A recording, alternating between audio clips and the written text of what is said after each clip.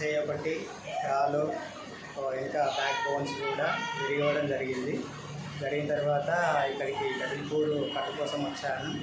వచ్చిన తర్వాత ఇక్కడ ట్రీట్మెంట్ తీసుకుంటే ఒక 6 కట్ల లోపు మొత్తం మ్యాక్సిమం చాలా వరకు తగ్గింది. ఇప్పుడు లేచి మంచిగా నార్మల్గా తిరగగలుగుతున్నాను. థ్యాంక్స్.